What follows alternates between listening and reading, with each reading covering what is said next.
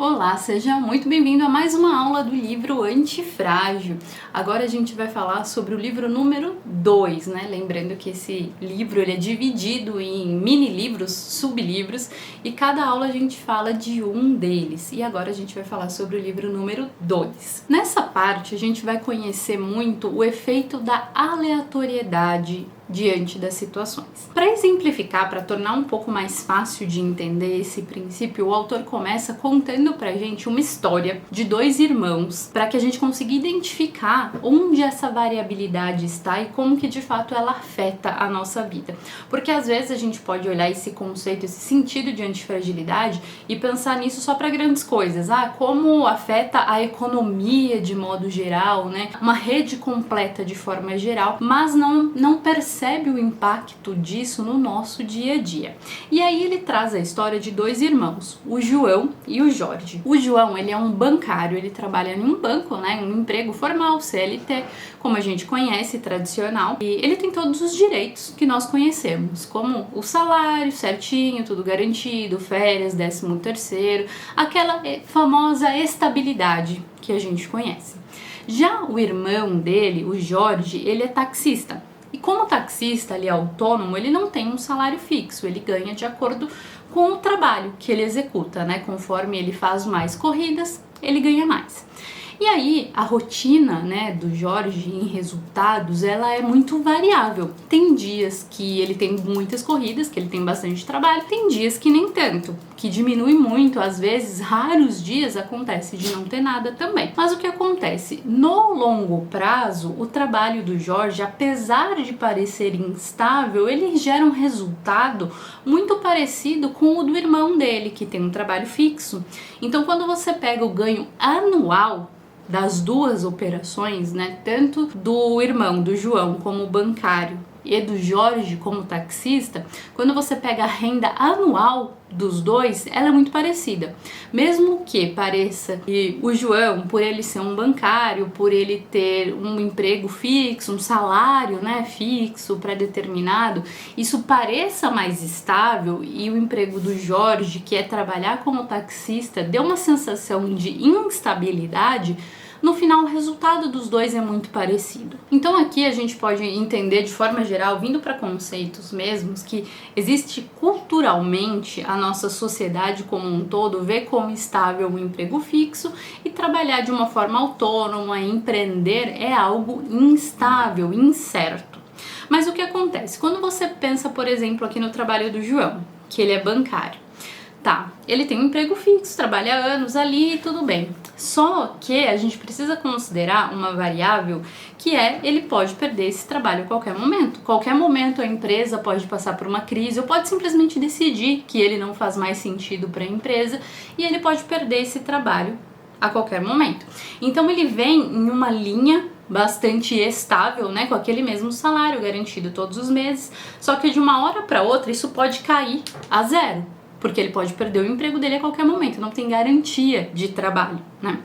Já o Jorge, que é o taxista, ele não tem essa linha estável, porque um dia ele ganha um valor, outro dia outro valor, outro dia não ganha nada, um dia ganha mais, outro dia ganha menos. Então a linha de resultados do Jorge, ela oscila bastante.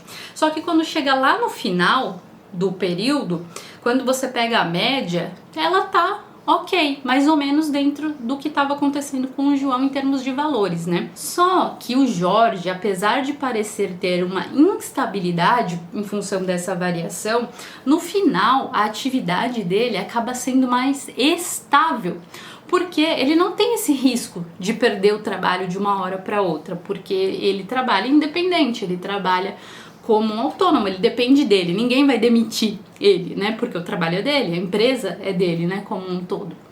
Então ele não tem esse risco de perder de uma hora para outra, igual quem tem um trabalho CLT que parece ser estável. E aí a gente tem essas duas realidades e o que acontece? Na verdade, o CLT que parece estável, ele é um órgão extremamente frágil, porque de uma hora para outra a renda pode chegar a zero.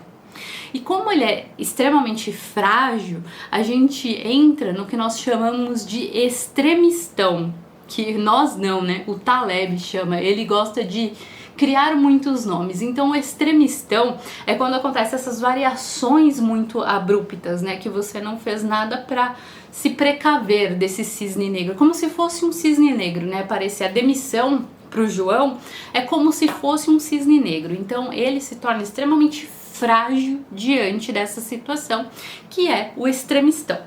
E aí a gente tem em contrapartida o Jorge, que tem um trabalho ali mais variável, só que ele não corre esse risco de uma queda tão abrupta, da sua renda chegar a zero em um período do nada. Claro que a gente tem questões de saúde, questões que, né, ele precisa criar formas de identificar o que pode acontecer, quais são as possibilidades de cisnes negros que podem acontecer e tornar a realidade dele cada vez mais antifrágil, porque a característica do trabalho, quando a gente fala extremamente reduz as opções para característica do trabalho, como a gente fez, característica do trabalho do bancário, né? O banqueiro é diferente. Característica do trabalho do bancário, ele pode perder esse trabalho de uma hora para outra. Então é frágil. Já o taxista não. É regular, ele trabalha de acordo com a regra dele, digamos assim, ninguém vai demitir ele.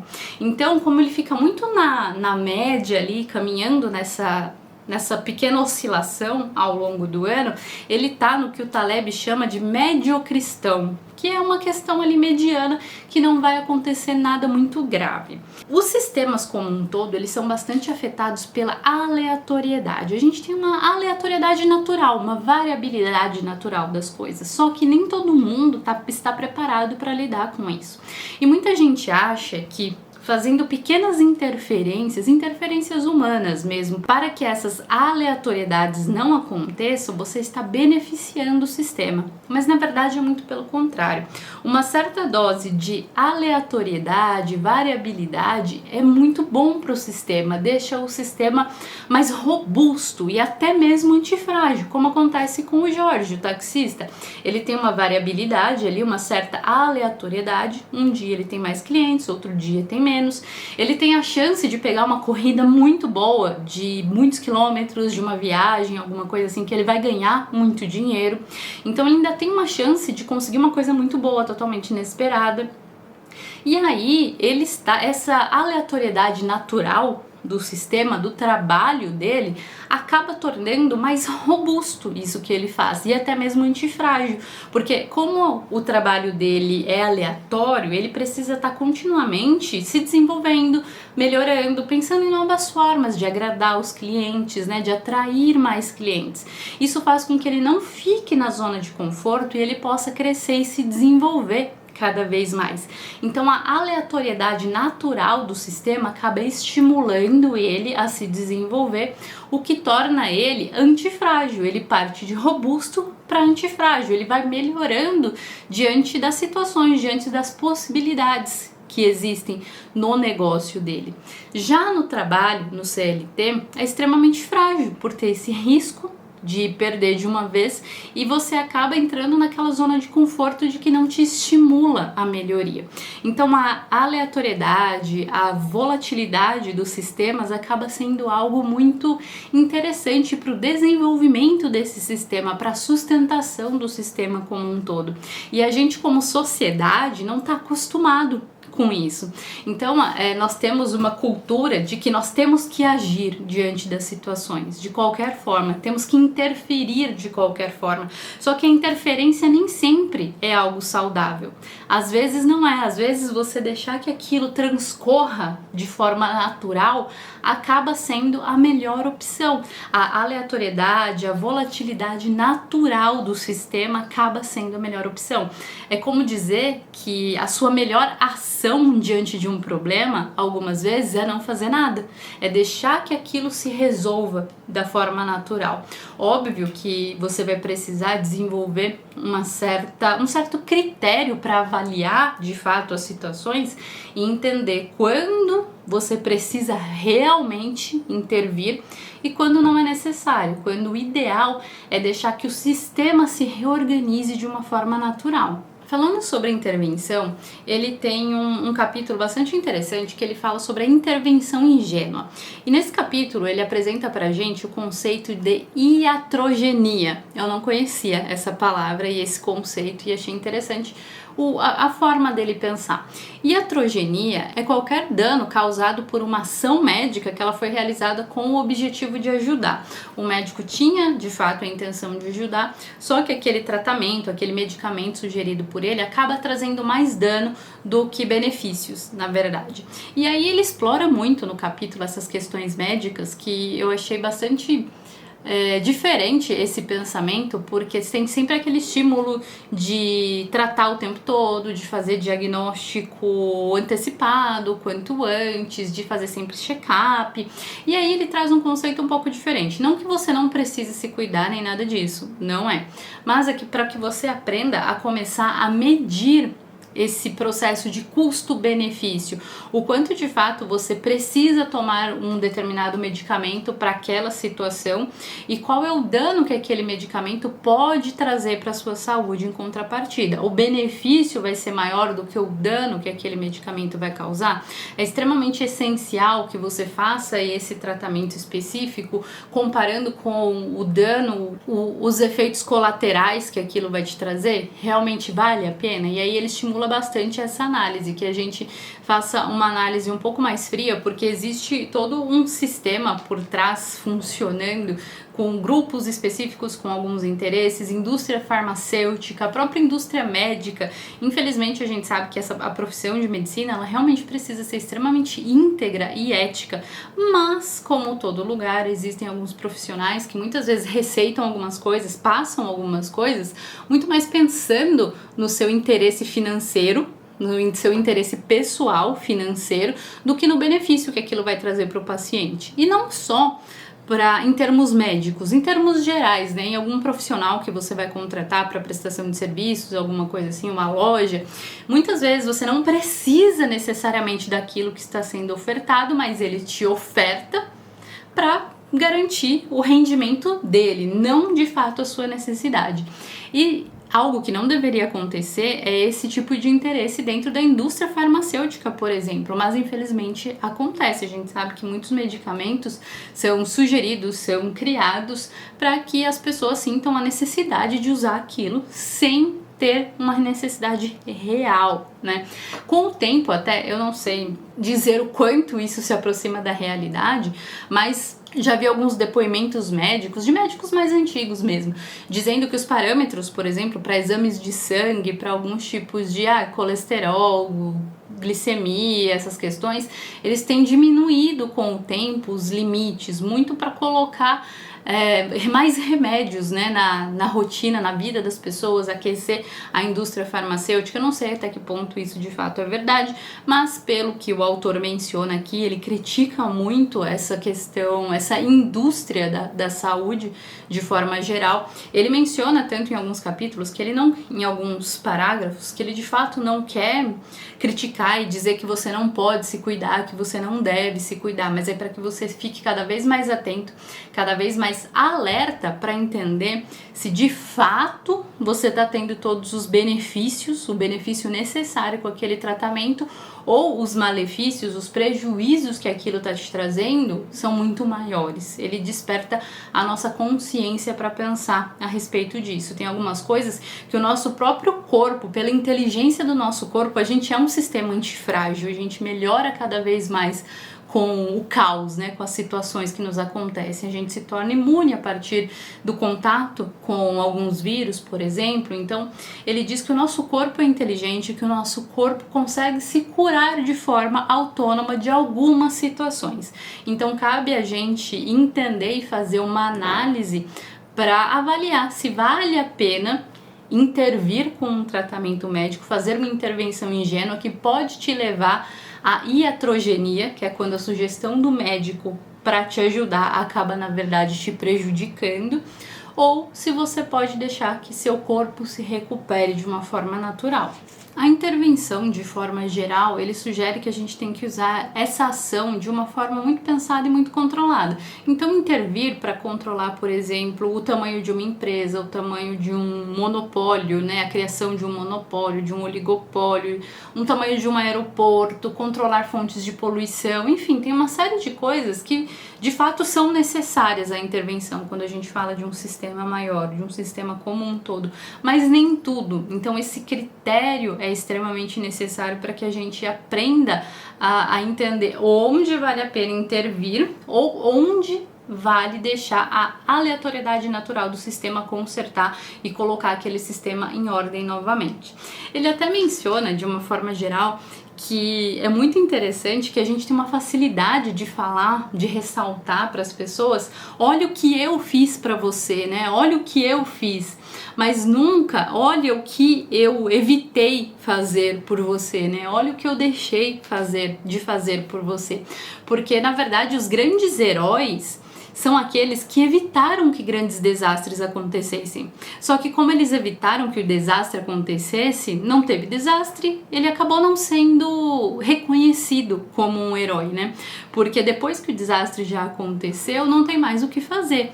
E esses heróis que impedem que grandes tragédias aconteçam, eles acabam não entrando para a história, né? Para os anais, porque quando a gente deixa de fazer alguma coisa, não ganha essa notoriedade, mesmo que seja a melhor ação a ser tomada. Como eu falei, a nossa sociedade tem uma cultura extremamente forte de ação, de que é necessário agir, de que é necessário fazer sempre alguma coisa, estar sempre fazendo alguma coisa. Só que às vezes a melhor ação é não fazer nada, é deixar o sistema se consertar, se controlar naturalmente. E aqui nesse livro ele traz uma coisa que eu achei sensacional, acho que vocês vão gostar também. Foi a primeira vez que eu li isso em algum livro, de que a procrastinação é uma coisa boa. Ele fala aqui que eventualmente a procrastinação pode ser uma coisa boa. É um momento que talvez você tenha que fazer algo agora, só que você não está no seu melhor momento. Será que procrastinar isso, esperar um pouco, não é melhor para que você de fato esteja no clima de fazer aquilo que você precisa, esteja na sua máxima inspiração para fazer aquilo que você precisa? Por exemplo, se você vai escrever um livro e aí você se compromete em escrever todos os dias por uma hora, vai ter dias que você não vai estar inspirado, que você não vai estar bem. Então, será que não vale a pena, em vez de ficar uma hora parado, olhando para a tela do computador, escrevendo alguma coisa que você não vai usar para nada, será que não vale a pena procrastinar um pouco e deixar para fazer isso em uma hora que você realmente esteja afim, que você realmente esteja inspirado, motivado para fazer aquilo? Então, ele fala sobre a procrastinação a partir de um outro olhar, de que às vezes é bom a gente dar um tempo, se entender os sentimentos, entender aquilo que você está vivendo e parar e pensar, falar, agora não é o melhor horário, eu vou fazer depois em um momento que eu estiver melhor. Existem algumas pessoas que ele mencionou aqui, algumas modalidades de trabalho, por exemplo, tem alguns autores que gostam de fazer muita coisa de uma vez. Então, se eu estou escrevendo um livro, eu escrevo um livro por ano. Só que esse ano eu vou escrever meu livro em 2 meses. Vou me dedicar dia e noite a escrever esse livro em 2 meses e depois o resto do ano eu não vou fazer mais nada. Aí eu tô tranquilo, porque eu fiz aquilo, gosto de colocar um trabalho intenso para resolver logo aquilo e depois ficar sossegado.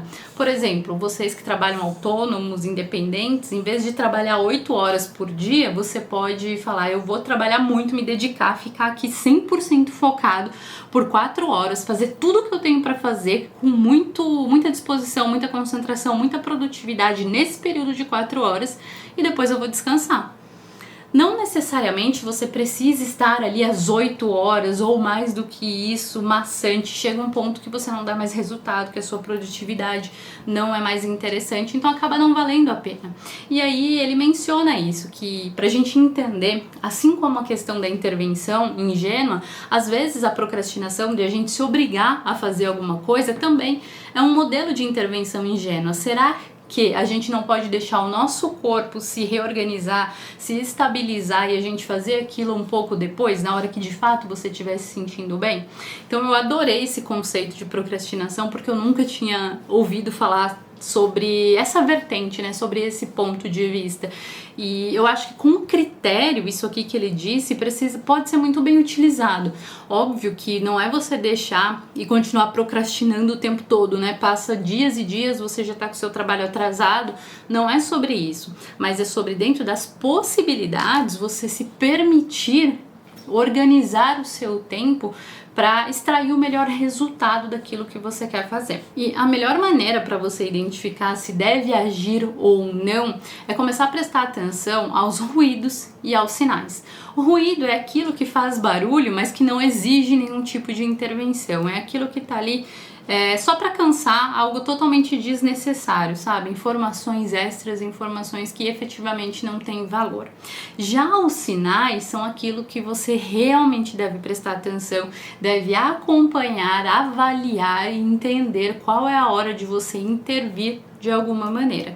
Então saiba diferenciar os ruídos quando aquela informação não é importante, ela acaba aparecendo só para te estressar, só para encher o saco, não é relevante, de sinais que de fato são válidos e que exigem que você tome alguma atitude e intervenha de alguma forma. A maior questão, o maior desafio de tudo isso não é você aprender a identificar os cisnes negros, né? Aprender a identificar quando um evento aleatório muito grave vai acontecer.